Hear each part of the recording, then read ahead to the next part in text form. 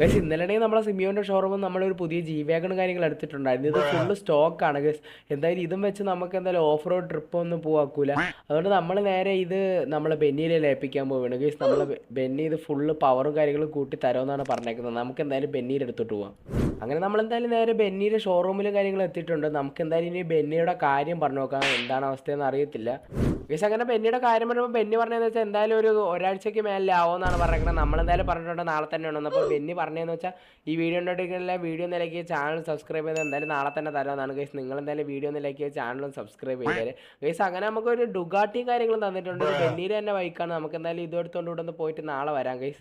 Guys അങ്ങനെ അടുത്ത ദിവസം നമ്മളൊന്ന് ബെന്നിയുടെ കാര്യം ചെയ്യുമ്പോൾ ബെന്നി പറഞ്ഞതെന്ന് വെച്ചാൽ വണ്ടി അപ്പുറത്ത് സെറ്റാക്കി പണിഞ്ഞിട്ടിട്ടുണ്ടെന്നാണ് പറഞ്ഞത്. നമുക്ക് എന്തായാലും അങ്ങോട്ട് പോവാം. നമ്മളെ ബെന്നിയാണെങ്കിൽ നമ്മളെ ജി വാഗണിൽ ബ്രാബസിൻ്റെ കിറ്റും കാര്യങ്ങളൊക്കെ കയറ്റി സെറ്റായിട്ട് പണിഞ്ഞ് ഇവിടെ ഇട്ടിട്ടുണ്ടായിരുന്നു ഗൈസ്. അതുപോലെ തന്നെ നമ്മൾ ഈ ജി വാഗൺ വെച്ച് ഒരു ഓഫ് റോഡ് ട്രിപ്പ് പോകണമെങ്കിൽ നിങ്ങൾ വീഡിയോയ്ക്ക് താഴെ എസ് എന്ന് കമൻറ്റ് ചെയ്തേരെ.